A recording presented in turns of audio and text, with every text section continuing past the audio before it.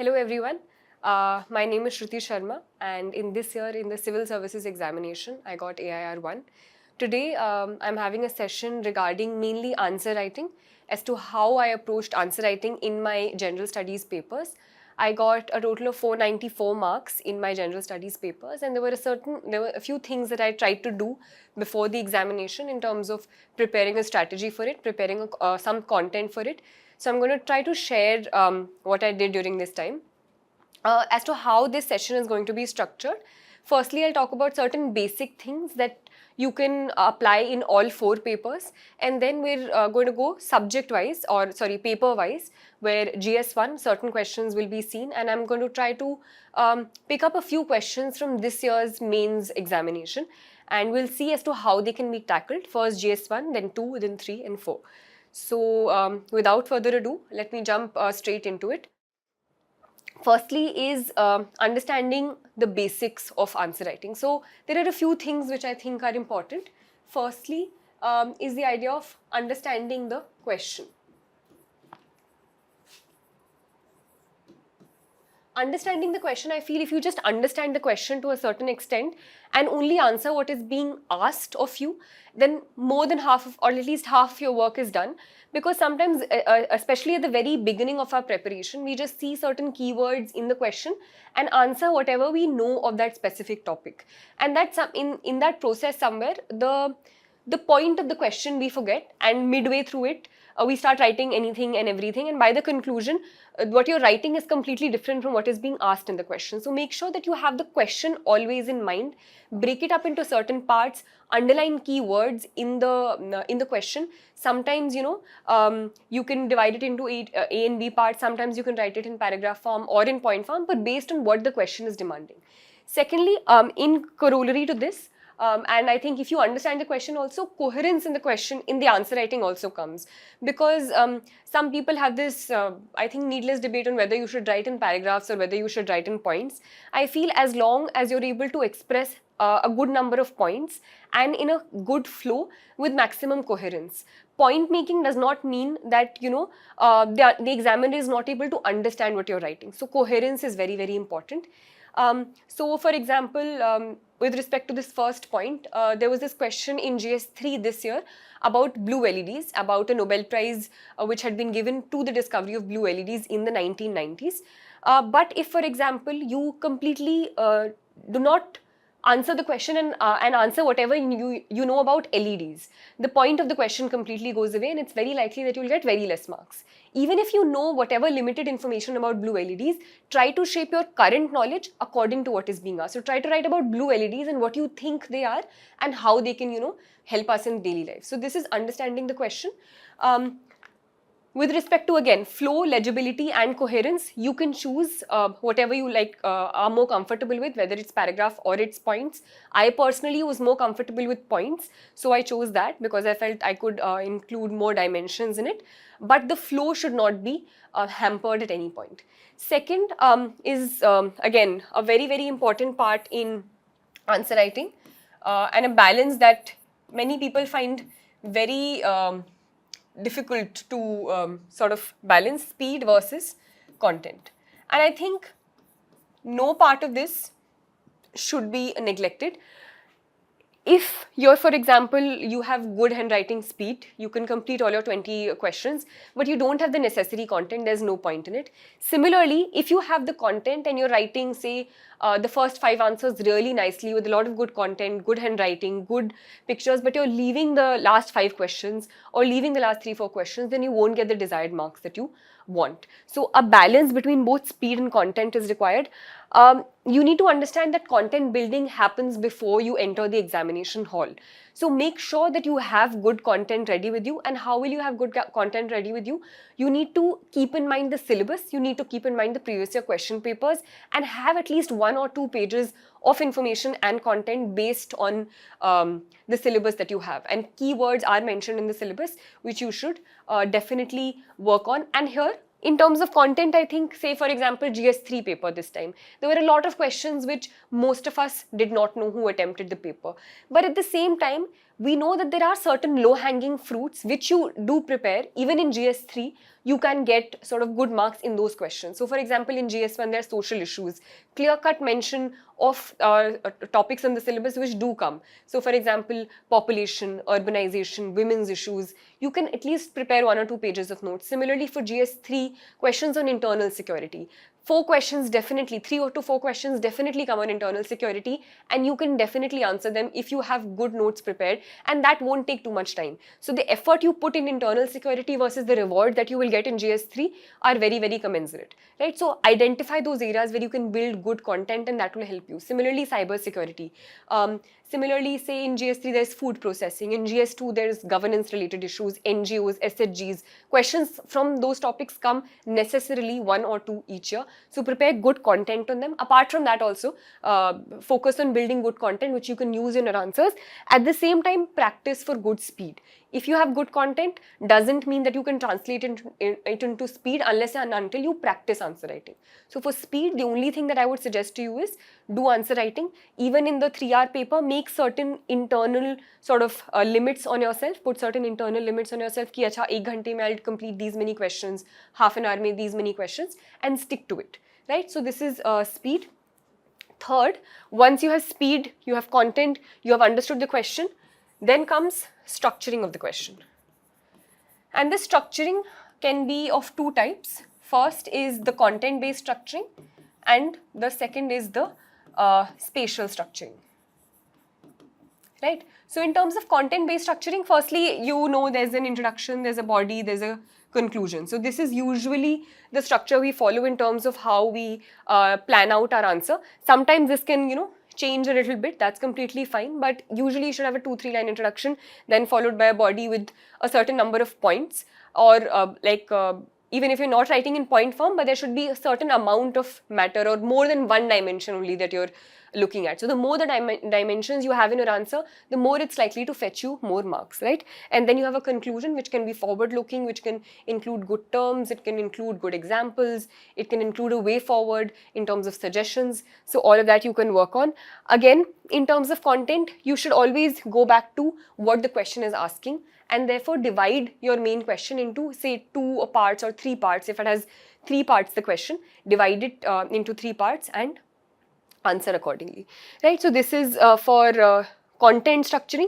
For spatial structuring, I think you need to understand that, this is the page which has been given to you, to utilize it to the maximum possible. And sometimes people say that, I don't have good handwriting. How do I, then fetch good marks? The examiner will not want to read my copies. But the most you can do out of it is, for example, if this is the question which is answered here, start writing here, then underline keywords to, get the attention of the examiner. Then you can, this is the first, say the first part of the question is here, so you start writing it here.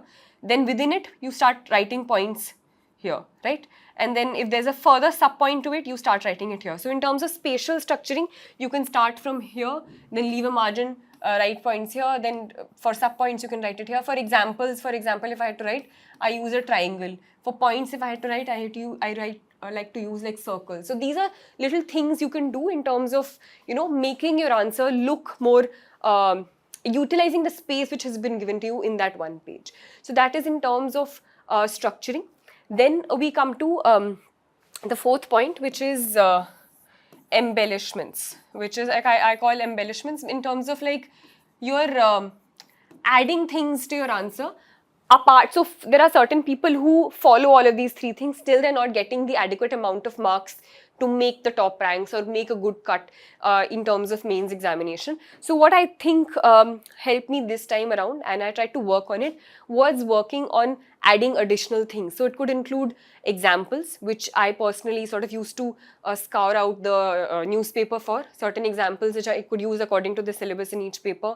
Then committee names in, say, GS2 paper, or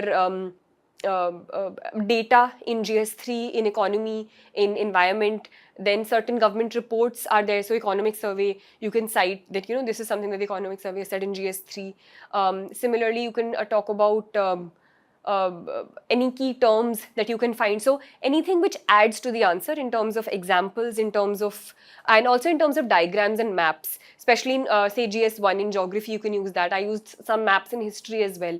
So anything that you can, flow charts in GS3, So have a ready collection of them. If you don't have, you can, there are certain materials you can access, or certain copies or collections that other people have given. So try to add stuff if all of this work has been done. So remember that embellishments, you can't like just start by adding embellishments only, and that won't add content to your answer. Make sure that your basics are strong, your content is strong, your structuring is fine, your speed is fine, and then focus on adding the extra marks fetching things that will make your copy stand apart from the previous person, right? And then based on all of these 4 things, what you have to do is you have to practice.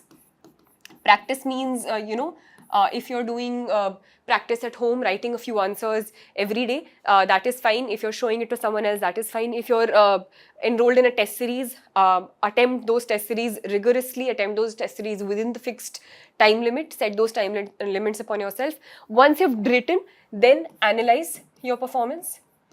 In terms of that, analysis can be done, say, whatever feedback you've been given by the mentor, by whoever has checked your copy. If you're showing to a friend who has written the examination and can give you some advice, he or she can analyze the copy. You yourself can analyze your copy based on the model answer that has been given to you, based on any other material that you find on the internet.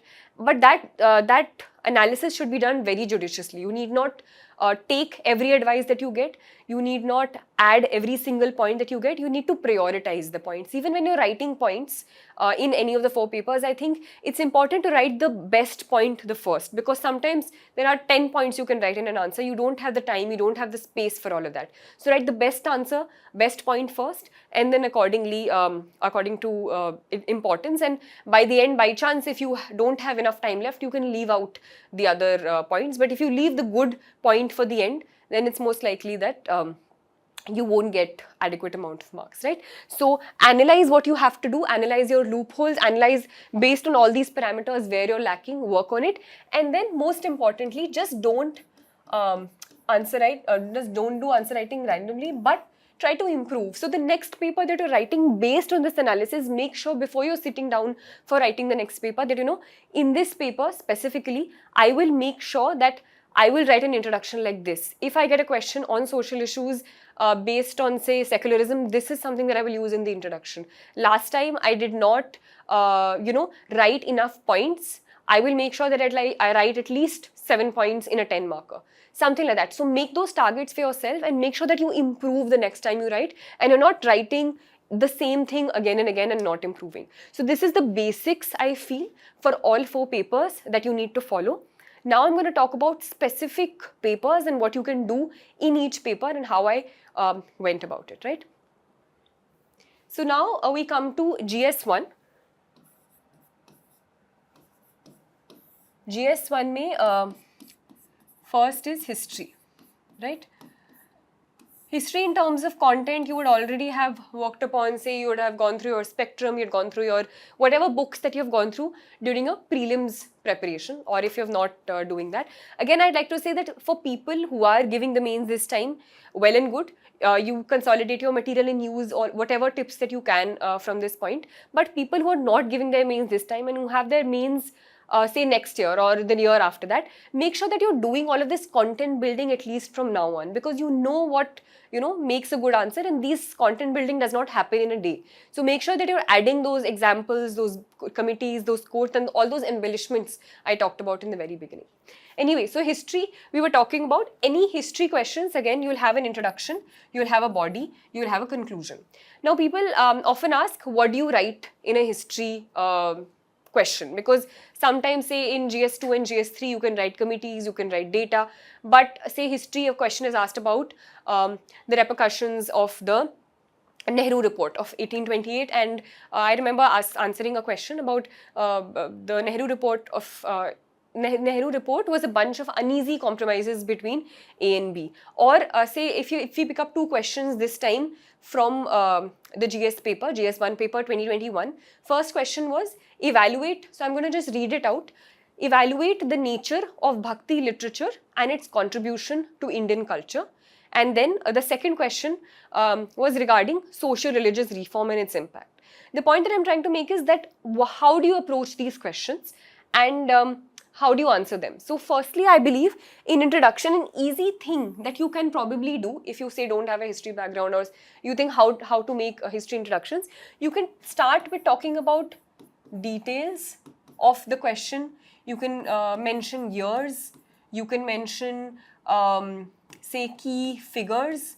So if the question is asked about Delhi Sultanate, something about the Delhi Sultanate, its cultural history, or something about a particular, maritime history or something like that, you can just start simply rather than, getting too bogged down by the question. You can just start by saying, the Delhi Sultanate was from this to this period, key representations of this being the ABC rulers, right? So you can start with that, or say the Nehru report question that I talked about. So you can just mention that the Nehru report was compiled or made in 1928 by Motilal Nehru, headed by Motilal Nehru, in response to a challenge by there was this particular viceroy, I can't remember right now, right? So just start with these certain details, so it gives a nice sort of beginning to the answer. Similarly, for this question, evaluate the nature of Bhakti literature and its contribution to Indian culture. So I personally started, and these are certain things that you can prepare also beforehand. So I started, I think, remember, with the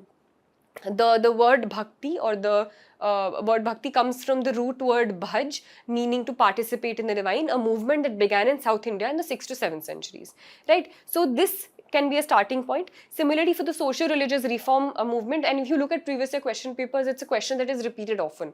So I had started something regarding, I don't remember the exact thing, but I used the word Bengal Renaissance in it, and I used key figures of Raja Ram Mohan Roy, Ishwar Chandra Vidyasagar in the introduction itself in one line, right? So these are certain things in terms of details, years, key figures, which can make your introduction nice and simple. You don't have to think too much about introduction in history. Right, so this what becomes the introduction. Then what is the body of this question? So evaluate the nature. So this is not just asking about bhakti tradition. So again, coming back to what I had talked about in the beginning, understand the question. First part of the question is evaluate the nature of bhakti literature and its contribution to Indian culture. So you can clearly identify there are two parts of the question. First is understanding the nature, and you have to evaluate it, and the second is contributions. You begin with your introduction in terms of, say, this is blah, blah, blah, it started at this period. Then you have to talk about, so again, in terms of making your answer better, what I did was, and this is something that I had practiced before in one of the test series answers as well, I made a map.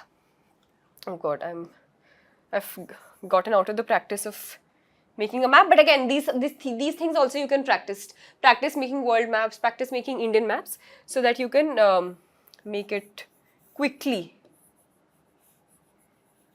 right?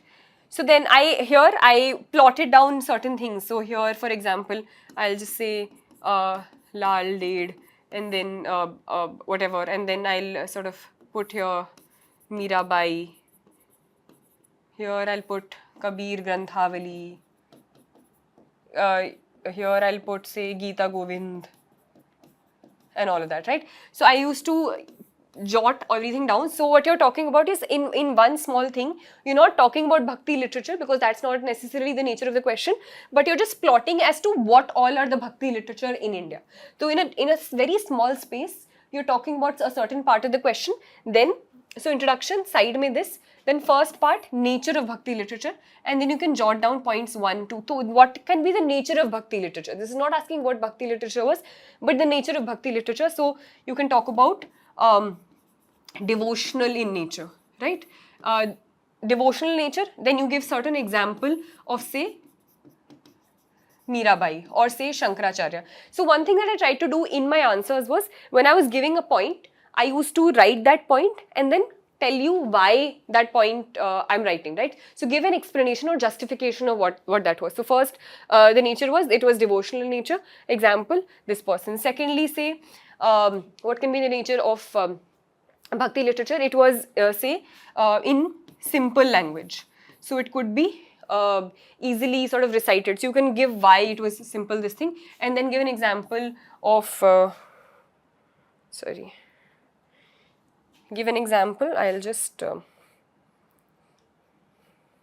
fine.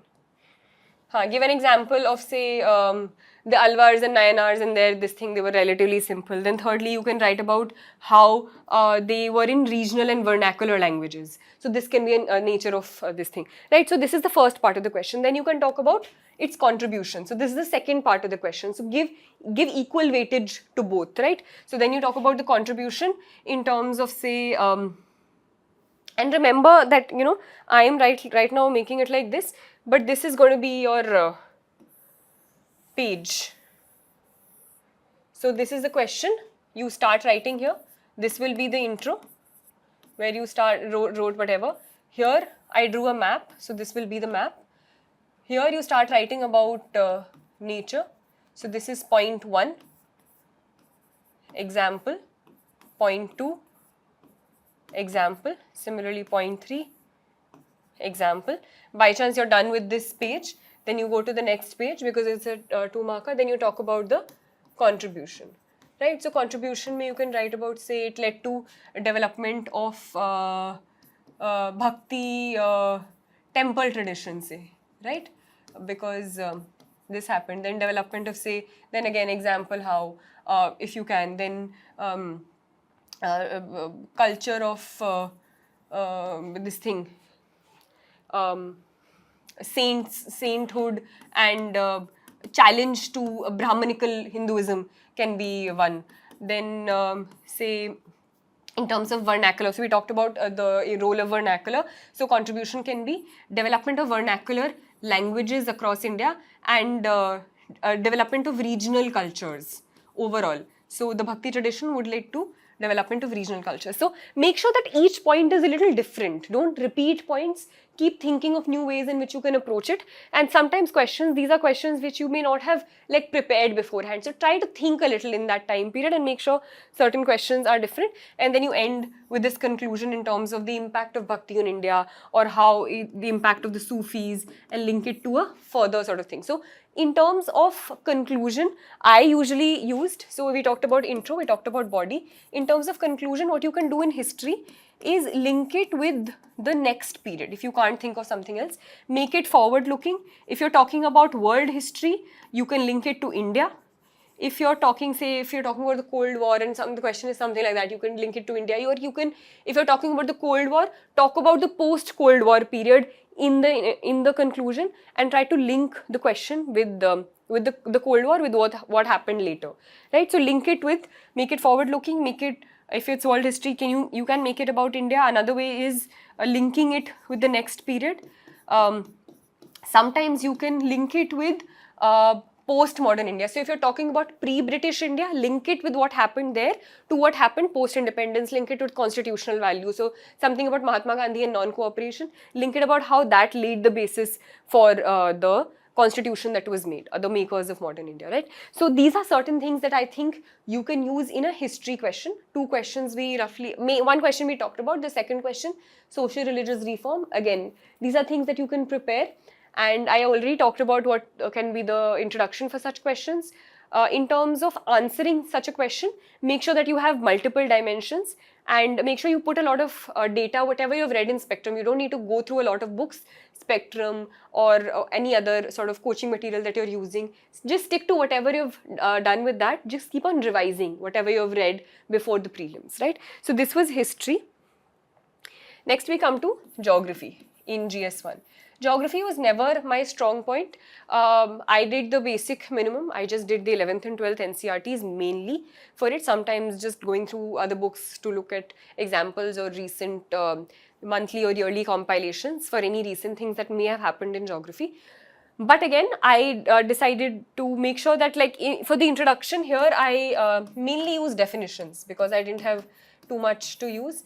For the body, again, what was being answered, a direct answer to that I tried to use maps in this. I tried to use diagrams. If I had, if there was a possibility to make a map or a diagram in a geography question, I would not leave it. So if this time there was this question on, so there were two questions in terms of physical geography, which I've just mentioned. So there were more questions.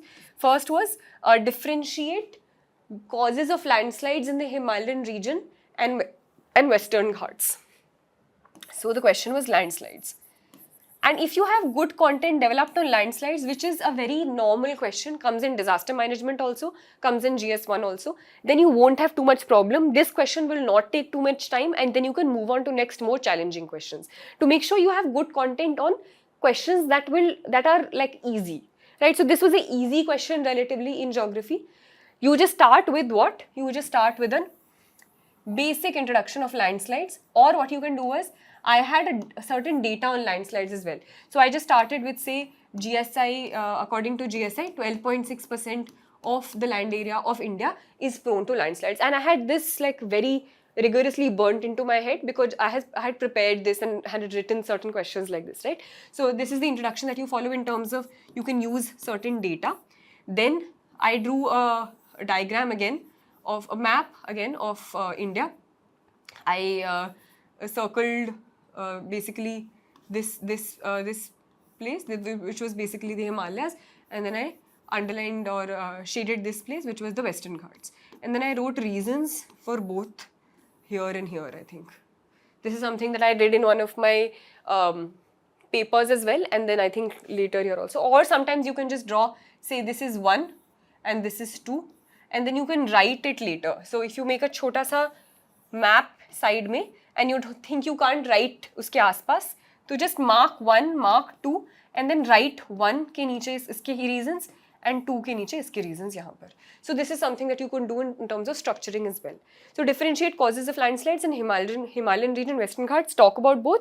And if it's talking about just causes, if this is only the question and it's a 10 marker, make sure that causes occupy a major part of your answer, but at the same time don't just leave it there. To make it a slightly better answer, also talk about solutions, right? If only the causes are answered, it will be an incomplete answer if you only write about the causes, even if it's the only thing which is answered in the question. Little bit, at least half a page, write about certain solutions. Here you can mention again differences. So Western Ghats here and Himalayas here, and different approaches that can be followed. So I remember in the Himalayas, there was a separate committee called Deepak Chopra committee. So mention that here. Right? In the Western Ghats, there was this committee called Kasturi Rangan committee. So mention these names, they'll fetch you sort of extra, that it'll show you have some sort of knowledge about both these areas and how their problems are different. So talk about certain solutions in terms of mitigation, general guidelines, whatever you're saying, try to back something, back it with something, whether it's a committee, whether it's certain guidelines that you think are there. So NDMA guidelines, certain schemes by the government. So there's this landslide susceptibility mapping in the northeast. So talk about that with respect to the Himalayas. So these are certain things with respect to the question, demand of the question, you can do. Okay, so this was geography. Similarly, there was this question on IT industries this time around only. So IT industries, it was talking about socio-economic implications, right? So although the question was about socio-economic implications, I drew after the introduction, I think I talked about the importance of the service industry and how the IT industry, service sector in India with respect to the global world, and how the IT industries are at the central focal point of it. Then I drew again a small map here, and I drew the IT industries. This is a bad map, but basically you understand, I just jotted down the IT industries within the map. That's it. Nothing else I talked about it.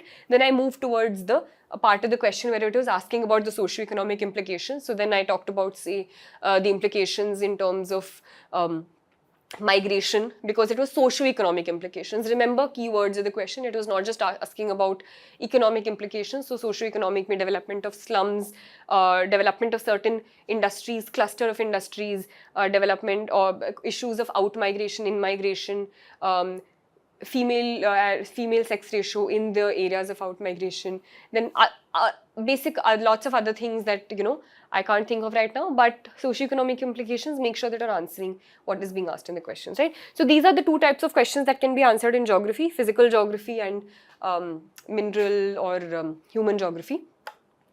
Third is social issues. And social issues, I feel if you work on a little before the mains, I think it can be very helpful. And here, this is a part of the question, a part of the paper apart from GS4 and essay, which you can be a little creative with, because the questions are also a little creative. One thing that you need to focus on, and which can fetch you more marks is dimensions. As many dimensions you open in this answer, because they're sometimes quite open-ended, sometimes they're not, but the questions that are open-ended, if you open as many dimensions as possible, it is likely to be a good answer. Similarly, for intros and conclusions, I had certain ready templates. So, for example, if it would be secularism, I had, say, Sarvadharma Sambhav, or the 12th Rock Edict of Ashoka, or something else that I would either use in the introduction or the conclusion. Communalism, something else. Diversity, I remember I had written down thali, the concept of India as a thali as compared to, say, melting pot or salad bowl model. So this is something that I used. So thali model for diversity. Then similarly for population, there's a unit. Urbanization, there's a unit. So urbanization, I had good data points on different aspects of urbanization, different sub points which I could use in a question on urbanization. For that I had prepared matter already. For population, I remember a good conclusion that I had already prepared, which I used in this year's paper, was also about how education is the best contraceptive. And there was a Sucheta Srivastav judgment which talked about reproductive choice in the context of the population debate and population control debate that was happening. So these are things that you can work on already. There are some 10 different subheadings. Make sure that you have good content on them. Make sure that in the final paper, you're trying to look at various dimensions. So if there's a question on, I remember last time or in this paper, there was this question about social values and, influence of foreign cultures on India and India on foreign cultures, right? So you can only write 1 and 2 points about it and explain it a lot, or you can write points in terms of, say, language, then dress, then, art and all of that. And don't just write it like that. Try to give examples of how these things are there. Similarly, globalization is a topic. So global in local and local in global. How does globalization affect local cultures, and how do local cultures affect globalization? There are a lot of questions which are asked on globalization year after year. So make sure that you just sit down one day and think of things that, are there. So for example, something like PUBG was there, and PUBG there was this Indian version which was Fauji, right? And say something like Kaun Banega Crorepati. So Slumdog Millionaire and the who wants to become a millionaire was the inspiration story behind KB. So these are ways in which globalization is affecting Indian culture, and it's somehow how it's also shaping in culture, foreign culture as well. So something like sitar music. So Anushka Shankar has taken the sitar outside to foreign world to the extent that pop culture outside is being influenced by fusion music. So think of these examples, sit down and prepare certain topics for social issues which can make your answer a little more interesting and different from the other person. So this was GS1. Now we come to GS2. GS2 comprises 3 things. First is polity. Second is governance issues. And third is IR. Right? For polity, what you can do, again, I'm going to talk about in terms of intro, body, conclusion. Make sure that you use a lot of articles. Whatever you've read, say for example, there's a question about elections. You can answer the question directly also, whatever it is, but it will make the answer better if you start by writing, that the Election Commission is one of, say, the 4 bulwarks. The Election Commission, under bracket Article 324, is one of the 4 bulwarks of the Constitution, etc., etc., etc. Or the Supreme Court, under, say, part this of the Constitution, articles this and this, is one of the 4 bulwarks of the Constitution, something like that, right? So make sure that you use parts of the Constitution, articles of the Constitution, so that you seem like a student of polity and not just a lay person. So try to use articles, try to use committees, so especially in the way forward. So conclusion may, especially in polity, economy, all of these GS2 and GS3, in conclusion, it's always good to have a way forward, because you're not only here to talk about problems in the system, but also solutions to the system. So even if it's not asked, make sure that you have certain solutions, and this way forward would you can write your own opinions or own suggestions, but it's always better if you write something which is backed by a committee or some government report or something. So try to use committees in your way forward. Again, try to pick up these things from, say, Lakshmikant. There are things which are already there in terms of, say, recommendations of Punchi Committee, Sarkarya Committee, any other monthly compilation you're seeing. Try to go through second ARC key things for ethics and for GS2 as well. So committees is something that you can do. Go through the 17 SDG goals as well. And these SDG goals,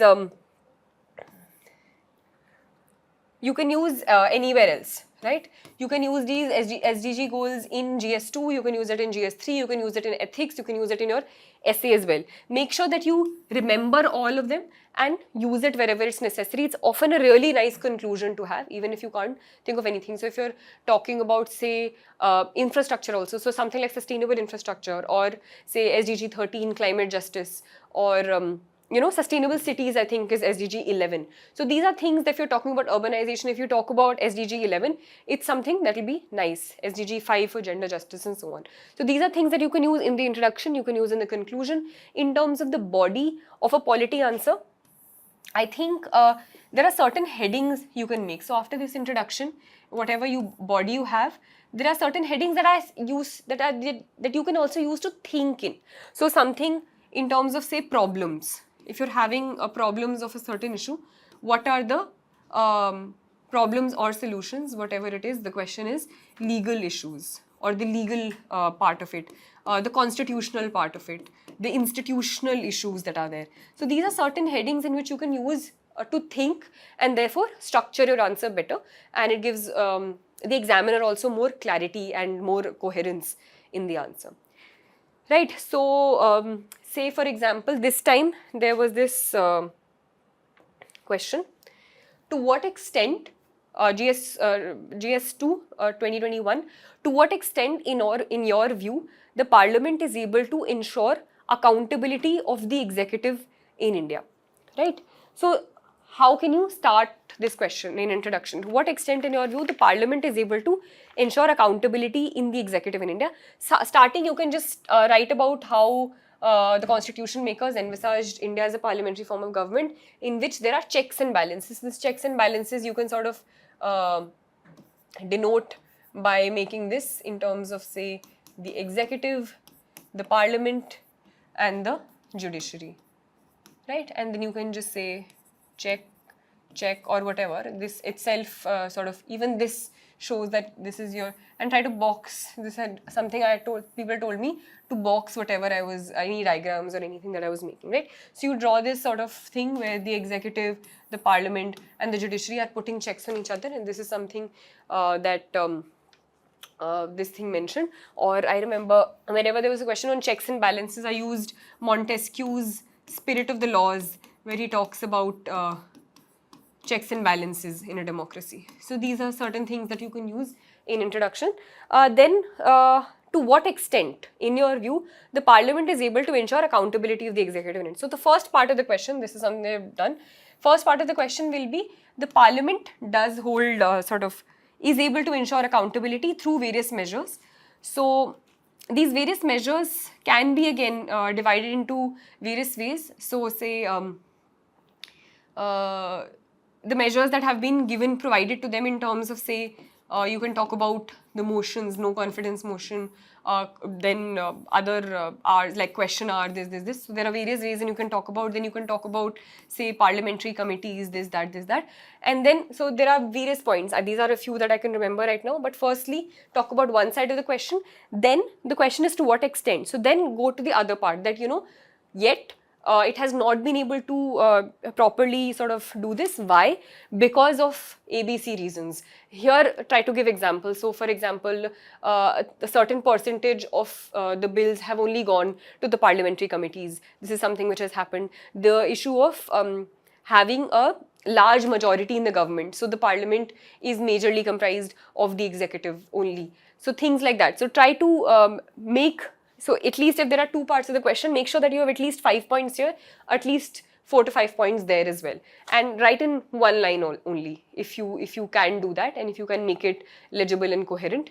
If you're writing in points, if you're writing in paragraphs, that is also fine if that works by you, right?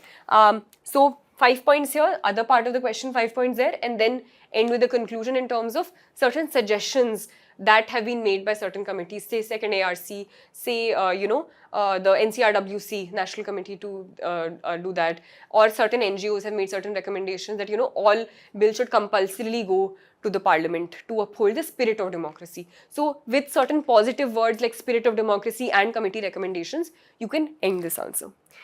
Right, so this is for polity, some things you can do. Then again, governance, I would like to say that go back to whatever I had said for social issues. Make sure that you have a certain amount of notes prepared for all of this. My personal strategy was to also use a lot of examples. So say Odisha ka Mo Sarkar initiative, for education, the Delhi school initiative, which are there, the happiness curriculum, which can be a new thing. I also use certain examples of other countries, so Netherlands and say Japanese, Chi Tokutai is something that they follow in terms of maintaining a balance in children's education. So anything that you pick up from the newspaper, have a ready collection of that in various areas. So governance is certain things. NGOs, SHGs, make sure that you have examples of, say, an environmental NGO which is doing good work, or SHG as well, or say in the area of political awareness. Have these examples so that you can pepper your answers with them, because these are questions that come every year. SHGs, NGOs, role of civil services in a democracy. Have certain templates ready for say a role of civil services in a democracy, or if a question on civil services. I usually started with, say, Sardar Patel and his quote on how it is the steel frame of India. So have certain things ready so that you don't have to think too much in the final paper, right? So this was on governance. Third is IR, right? IR, there are again, I would say, usually questions that are asked on neighboring countries. This time I think there was this question on AUKUS, so questions on, say, regional organizations. So if whatever is there in the news recently, make sure that a couple of regional or world organizations, say the WHO, WTO, figure out what its main issues are, problems are, how to solve them, what its solutions are, and a way forward. So have certain templates ready of neighboring countries as well. Say, for example, there were certain things in, say, China or US, and the neighborhood policy. These are things I worked on already. You can, if you're using, say, any yearly compilations, read notes on that. Figure out something, some introduction that you can start having for those.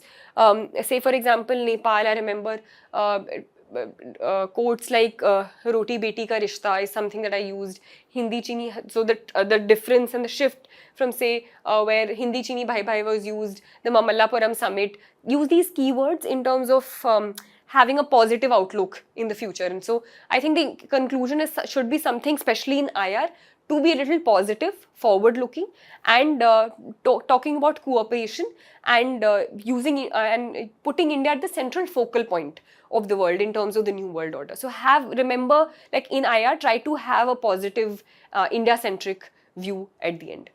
Okay, so this is something that I did in terms of an IR answer, which is usually about cooperation and relations between two countries. With respect to that, there are certain headings in which I used to think of. So these things that you can do before in terms of, say, defense or trade and economic ties, or even before that, historical ties. So if you're opening something, if you're talking about relations between two countries, don't just talk about one or two things that have happened in the future. To have more dimensions, think along these lines in terms of historical lines, defense-based lines, trade or economic ties, then cultural ties, then even in a new sense, science and technology based ties, or say newer technology which is happening, then environmental sort of relations that are there between these countries. So open IR questions on all these different levels, and have sort of good tags or beginnings at the end. So moving from an Asia of conflict to an Asia of cooperation is something that you could use, and I think I did use because it was used in one of the summits that happened. I can't remember. So whatever, keep an eye on whatever is happening in the news, and 1 or 2 taglines which are usually there based on the summit, say the Glasgow summit, if something was there. 1 or 2 taglines, just remember, so that you can use in the introductions and conclusions. Keep writing, keep collecting all of these things if you're, say, not writing the mains right now and plan to do it in the future. Okay, so forward-looking conclusions for this was GS2. Now we come to GS3. Now GS3 is a challenge because it has a lot of information and it has a lot of subjects as well. So what are the things that are covered here? There's economy, there's environment, there's science and tech, there's disaster management, there's internal security. Right? ठीक है, तो इसमें what all you can do, and remember in GS3, especially if you look at this year and the last couple of years, there are 2 types of questions that are asked. One are very specific questions, which it is likely that either you know or you don't know. So say this time question on, say, WHO guidelines about a very specific thing, or say S400 missile system, a 10-mark question completely on the S400 missile system and its workings, or say the difference in GDP calculation pre and post 2014, or something about very, very specific questions basically that, you know. And on the other hand, there are certain questions which are slightly open-ended. Say, for example, the ways in which nanotechnology can be used, or robotics or AI can be used, or say ways in which robotics can be used in agriculture, say something like that, right? Or if you're talking about urban flooding as a phenomena in disaster management, or you're talking about security questions which are say about terrorism, or what are the uneven threats, or something was that about asymmetric warfare, or something about terrorism, which are more or less same, right? So there are 2 categories of questions. One are very specific questions which come only a single year and they're very unlikely to be repeated in any of the coming years. And the other sort of questions are more open-ended, which are more theme-based, which are sort of mentioned in the syllabus, and will at least be, I think, at least half the questions, if not more or less, right? Based on the syllabus entirely. So make sure that at least those open-ended questions which are clearly mentioned in the syllabus, which are likely to be repeated more or less, say, every alternate year or so, at least those you make really, really strong in GS3. And for me, those questions are usually from, say, disaster management, internal security. These 2, make sure that you are very, very strong with, you have very, very good content, so that in the question that everyone knows, your answer is much better than the person before and after you. So this was something that I personally did. I had good notes on disaster management, good notes on internal security, with a lot of examples, good introductions and conclusions. Science and tech also, maybe not this time, but say make sure that you prepare notes on nanotech, you prepare notes on AI, on space, on robotics, on, say, biotech. Okay, this is a topic which is regularly repeated, biotechnology, nanotechnology. So make sure that you have good notes on them. With respect to disaster management and internal security, how you can sort of structure your answers. So say disaster management specifically, you can talk about, apart from certain examples which have happened in the future, you can do that. And then in terms of solutions before a disaster, because then there are, say, 10 suggestions you can make as to what to do during landslides, or what to do during an earthquake, or what to do in urban floods, because urban floods is something that has come many times in the last few years. But in terms of how to structure that answer, you can divide it into, say, before disaster, during disaster, after disaster. You can use the Sendai framework divisions to also answer that. So try to use, and if, for example, if there are 2 disaster-based questions, make sure that you're not using the exact same structure and exact same solutions in terms of, say, build back better and all of that. in both answers. In one answer, you write the conclusion is being built back better according to the Sendai framework and ABC guidelines. Another one, you try to use another example or another committee's recommendation. Say, for example, if it's on landslides or if it's about Himalayan sort of anything, talk about Deepak Chopra committee and how development needs to be in a certain way, or the Madhav Gadgil committee, which talks about not developing recklessly and conserving thoughtlessly, something like that. So try to have certain differences and have one or two things which you can use alternately in the answer. So this was disaster management. There are 5 to 7 disasters that you can sort of have notes on or prepare accordingly and have a certain structure to it in terms of, say, introduction me, you can talk about, say, the Chamoli thing, flooding which happened here, or say the oil spill that happened somewhere else, whatever the question is. Or say I remember there was this question on urban floods which came in one of the test series questions. So one way in which you can talk about this is, say, talk about flooding across India and the difference here. So for example, if here it's happening, it's because of, say, over flooding of the Brahmaputra, right? When it happens in Bihar and the northeast, right? It happens because of this. When it happens in Chennai, it's because of something else. If it happens in, say, Mumbai, it's because of unplanned urbanization. If it happens here, it's usually because of glacial outbursts. So you can just talk about flooding here and use maps and diagrams to sort of show how different flooding is happening in different places. So disaster management, this was there. For security, again, if you're talking about solutions, talk about solutions that the government can take, talk about solutions that the armed forces can take, talk about solutions that the local people can take. So try to divide everything in terms of solutions, causes, and even within that, subheadings, right? So even anything that you're doing, legal steps, institutional steps, as we talked about in polity, here community-based steps, army-based steps, local-based steps, and examples of that. So in GS3, in the way forward and everything, I think you can use a lot of government schemes, government steps that have been taken. This is one space. Even in GS2, in the governance part as well, talk about government schemes, government steps, government committees which are there to make your answer better. So disaster management, security is done. Then environment.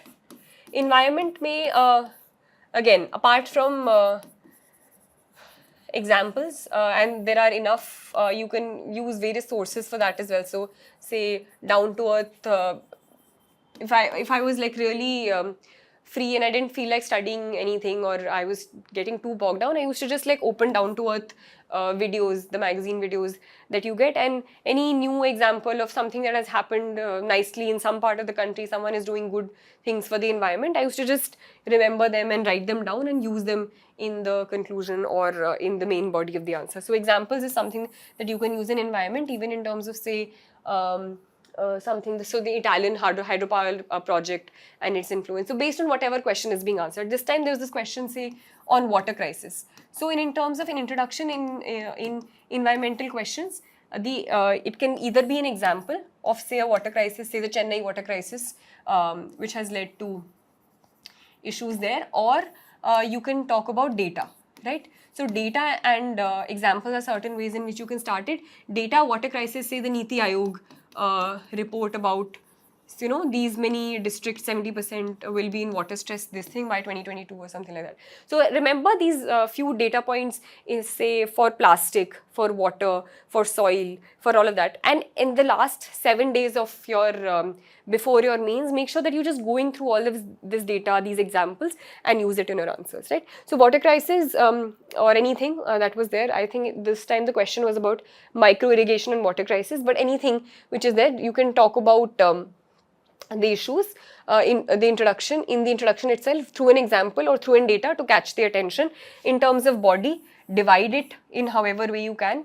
So I haven't written the question here, but the question I think was about, in light of the current water crisis, how far do you think micro irrigation can benefit? So firstly, in terms of water crisis, you will just show after this thing that, you know, water crisis is something that is affecting. So this is not a main part of the question, the water crisis. It's saying in the light of the water crisis. So after an introduction about, say, the part of India which is under micro irrigation. I remember I did use this data. I don't remember the data right now, but the area of India which is currently under micro irrigation, which is very, very minuscule. You start with that introduction. You just talk about slightly about the water crisis कि अच्छा देखो NITI Aayog report ने ये बोला है, इतनी जगह ये है, इतनी जगह वो है, या फिर वाटर क्राइसिस सॉइल मतलब फार्मर्स के लिए इतना है, लोगों के लिए इतना है, और इसका क्या और इम्पैक्ट हो सकता है. Then you talk about the major part of the question in terms of can micro irrigation solve it. So micro irrigation you can start by little by what it is, just in terms of one line, and say 1, 2, 3, 4 ways mein it can help. Then you can also talk about, say, micro irrigation will help in this way. At the same time, it is not a silver bullet. It is not the only thing.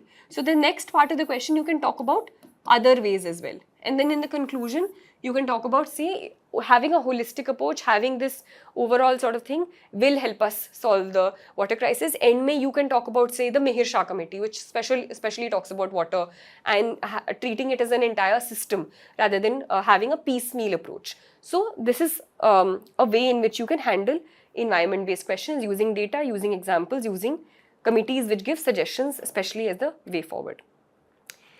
Okay, then we have economy. And economy, especially recently, it's become very tricky as to how to approach this, because sometimes random questions are answered.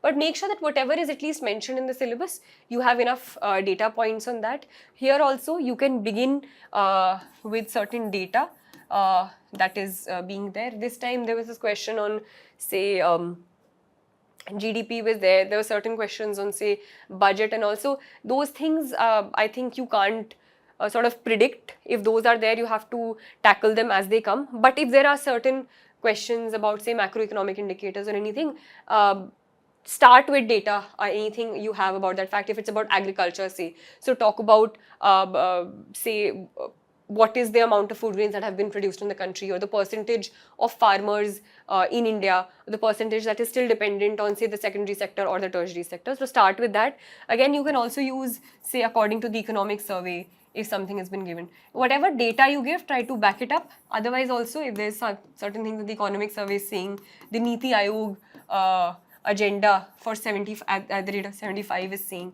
you can start economy questions with this. It can give a good introduction. Body, whatever is this thing, it will depend from question to question. But say there are certain things in the syllabus, say railways, say ports. Make sure that at least on these things, although the questions this time are more current based, whatever is coming in the news, but railways, ports, so have certain content on that ready. How much, what is the ratio of railways, say freight and versus passenger. Similarly, say committees in terms of way forward, so the Anil Kakodkar committee or the Vivek Debroy committee. These are things that you can work on in economy answers.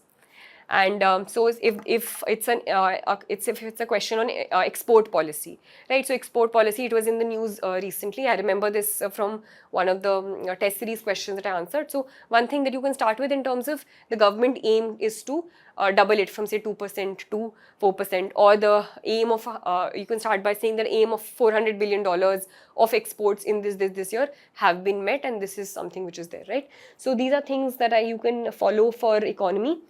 For science and technology, I think I've more or less talked about already. I just like to say that last time I think there was this question about biotechnology in agriculture.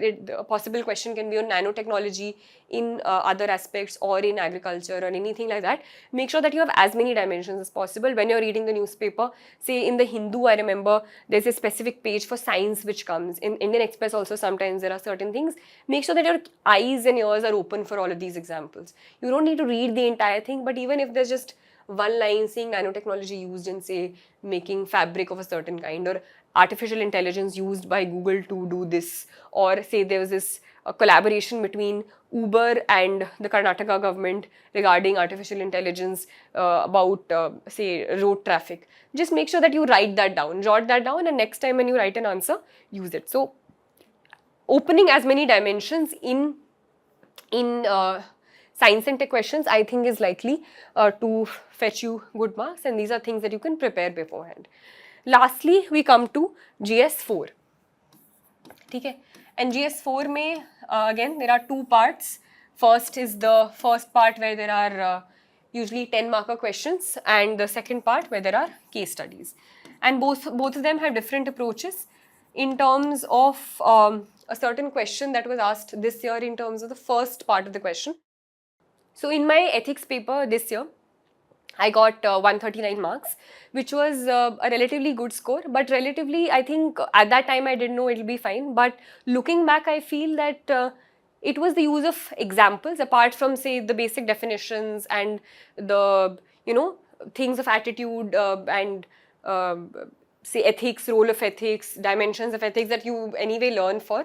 Apart from that, it was use of examples, use of quotes, use of, say mythological incidents or characters of stories that I tried to incorporate in my answers, which got me those extra marks. And these I tried to employ both in the first part as well in as well as in the second part, right? So, for example, this time there was this question, the first question which was there in GS4 this time, on identify 5 ethical traits. Identify 5 ethical traits on which one can plot the performance of a civil servant and then justify. So this was the question. The second question I remember was something about 10 ethical traits or something of that same sort only, right? So these are questions that no one can say that I know or I don't know. Me, the person after me, and the person after me, all of us know the answer and will write something or the other. The question then now becomes how to get more marks than the person before and after you, right?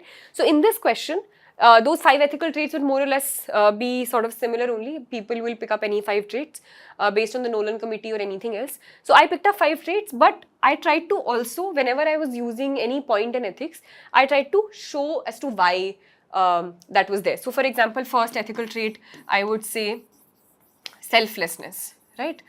Selflessness, and then I'll link it with based on orientation, service orientation towards the public, blah, blah, blah. So this is something that can be judged on.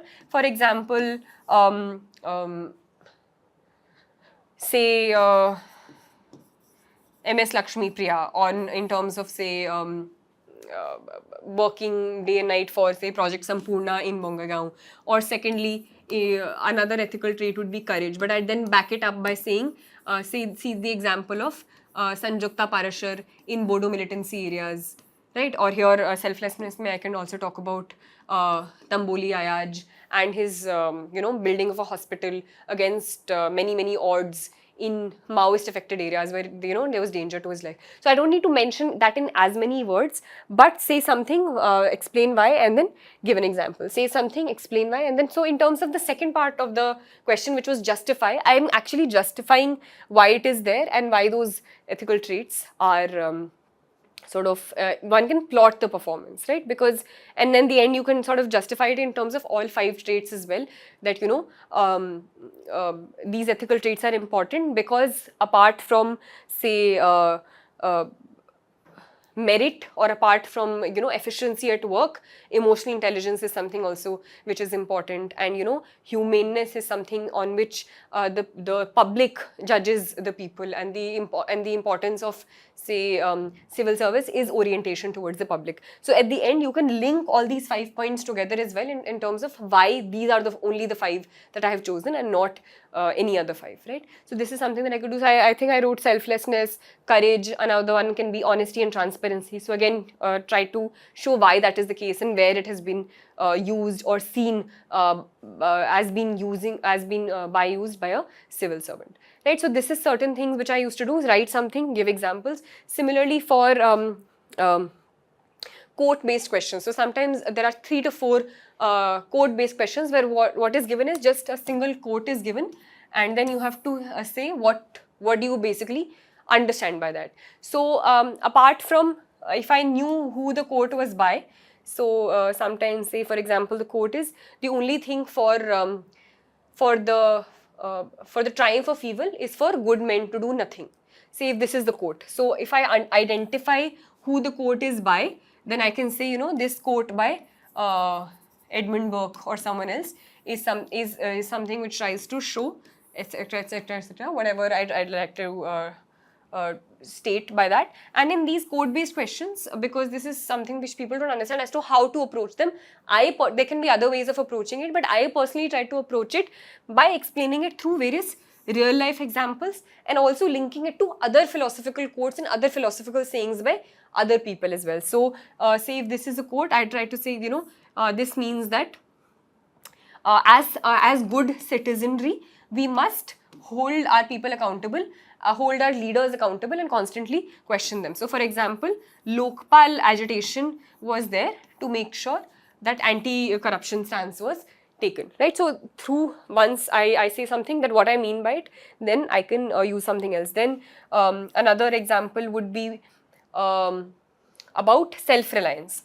So, I would then talk about self-reliance in the context of environmental ethics, that rather than pointing the blame on someone else, we should try to change our own lifestyle and talk about these things rather than going along with it. And here I would use again the example of Mahatma Gandhi as to be the change you want to see in the world, right? And at the end I would probably say that maybe three reasons, and sometimes these quotes are there, so there's not necessarily something that there's a counter to, but sometimes the quotes you can't completely agree also. You can say that these are certain ABC reasons why it can be implemented and why it's the correct thing, but at the same time there is an alternative picture also which can be shown, not necessarily contending it completely, but saying that it can be seen in this way also, at the same time, or yet. So in these code-based questions, you can sort of divide it into,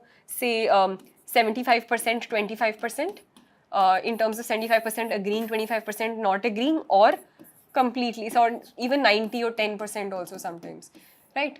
And yeah, and then I think I ended this with a quote by Kant where he was saying that what one ought to do, one can always do. So using one quote and then interspersing those things with other quotes as to what, say, other people have also said the same thing in different words, and also linking it to real life examples where, say, the Lokpal agitation happened because of this, or for example a historical example, say in Hitler's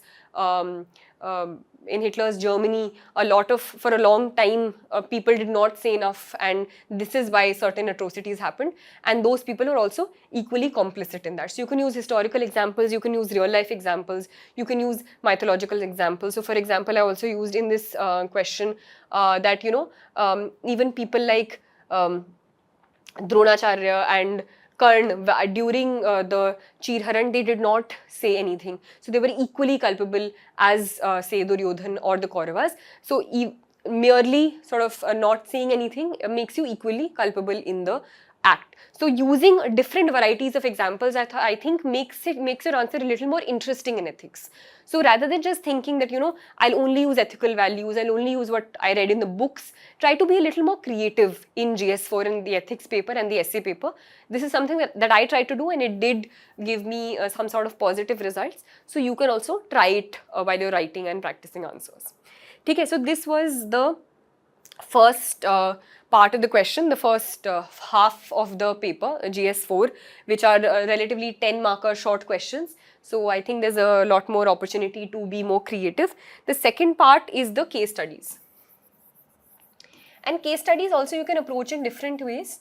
I can't exactly share the entire long questions right now, but in terms of, so sometimes there are certain things, there are also differences in terms of how the case studies are there, but usually there are, say, A, B and C, or sometimes A and B. So there are usually 2 or 3 sub questions in the case study, and there are around 4 to 5 pages to answer the case study. Before answering, say, if this is question number 7, right?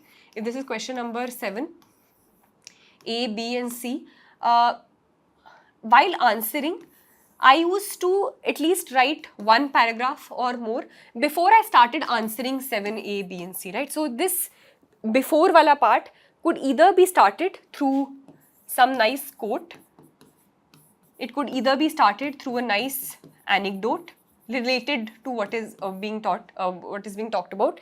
It can again be started through listing the ethical dilemmas that are there in the case. So say the above case talks about the ethical dilemma, certain ethical dilemmas A, B and C in a certain line. You can start with that. You can start with a quote, you can start with an anecdote, you can start with, say, both. You start with a quote and then you link it with, these are the ethical dilemmas being faced.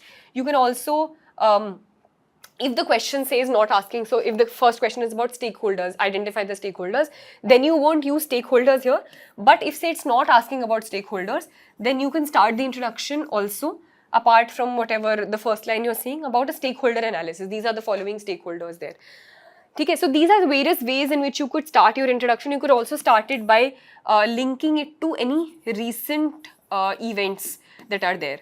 Okay, so if there's a question about, say, farm laws, or farmer agitation, or a certain protest or certain riots somewhere else, so you can say that the above case is similar to or highlights a recent case which happened here in this thing, where certain ethical dilemmas of A, B, C were there, right? And certain questions of freedom of expression A, B, C were talked about. So you can link it to any recent event which has been there, so it shows that you're aware of what is happening, right? So these are various ways in which you can start these introductions.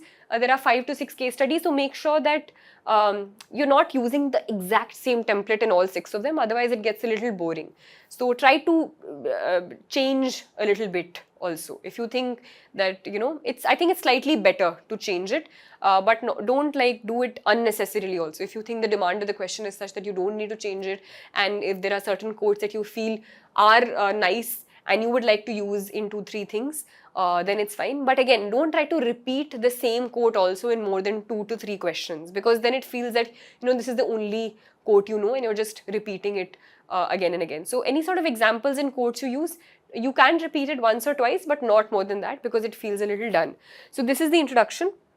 In terms of the body again, you can do a little have a little diversity. Certain things that, again, in terms of the introduction or the preliminary part, say if you're writing 7, I've just written the introduction and other parts. Again, one thing you can do in terms of analyzing the question is making a table like this. We're talking about fact and value, or when you're talking about, say, if it's a major part of the question, talking about what are the values shown in this, or what are the ethical issues in this case. So then you can talk about fact, or you can talk about value or issue here. So if say molestation has happened, right? Or molestation of, say, A, B, C, or say second part of the question is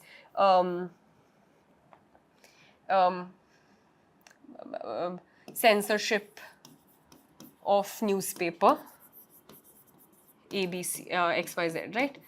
So these are certain facts of the case study, and fill it in with exactly this, say the name of this person, name of this person. This is the fact of the case.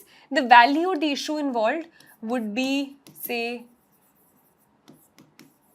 gender justice, right?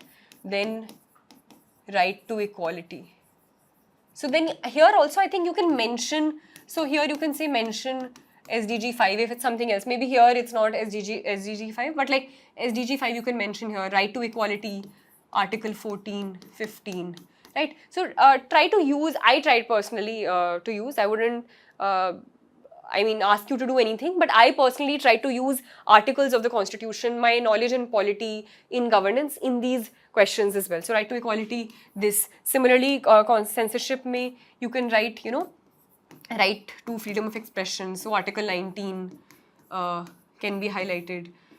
Certain DPSPs can be highlighted. So fundamental rights, DPSPs, these also, apart from the ethical issues per se, honesty, integrity, brotherhood, cooperation, I try to use these things as well in my ethics answers. So this is one thing that you can use in 1 or 2 ethics answers as well, if it's asked in a certain way in terms of highlighting ethical issues. Another thing that you can do is stakeholders. I already talked about ethical dilemmas. You can use in terms of, say, suggestions that you're giving. I also try to use apart from whatever suggestions that you have, you can link it with governance examples. So if it's a question on, say, Maoist areas, so I remember using this example of, say, I think it was Abhishek Paliwal somewhere. Similarly, there was this Swabhiman Anchal area in Odisha, which had done really good work in the Maoist affected areas in terms of bringing development there. So don't shy away from using these additional examples from governance, from GS2 in these papers as well. And again, for the conclusion or the ending, you can have a forward-looking quote. You can even you can use quotes. You can use you can just list down whatever ethical issues were there in terms of key terms, key ethical terms. Say ideas of professional integrity or there are certain terms, I think, and I used Topper's copies. I've started, I forgot some of them right now. I haven't written this down here, but there are certain terms that you can identify from Topper's copies in terms of, say, good governance, ethical good governance, or certain SDGs, or Sabka Saath, Sabka Vikas. All of these terms, I think you can keep peppering your answers with, and especially in the conclusion. Make sure that your conclusions are very forward-looking in all 4 papers, and these terms are certain things which can help you in doing that, right? So this is basically it for all 4 papers. End may, I'd just like to say that overall, for questions you don't know, don't worry in the final paper, because everyone here there would be on the same page as well. Everyone would be at the same page. So make sure that whatever you know, try to fit it into those answers. Don't leave answers blank. Try to fit it into the subheadings of the question that are being asked to the best of your ability. Be confident when you're writing those answers, at least when you're writing them. Don't be confident, don't be overconfident when you're analyzing your answers. Make sure that confidence is only when you're writing the answers, but when you're analyzing and there's the space for improvement, make sure that you constantly improve based on the feedback that you're getting. Overall, identify so for example, if there is a certain comparison that you need to do between A and B, and it's given clearly in the question, see if you can make a table for that. See if you can do something different for that. If there's a small part of the question which is not the main part, try to say, for example, the advantages of certain thing, and it's not a major part of the question. Try to like answer it through this, right? If there's a comparison, try to say use this to sort of save space, where, say, if you're talking about moderates and extremists, then say talk about in terms of method this, or aims something else, right? So try to keep innovating in terms of how you're answering these questions, and identify certain key terms for each paper which you can use in the end, say SDG, say $5 trillion economy, say Sabka Saath Sabka Vikas, ethical good governance, idea of new India, Asia of tomorrow. So these things I think can help you in writing better answers, and I think this was mainly it. And only I think these are things that I personally tried to follow, and I tried to personally cultivate before my mains answer writing.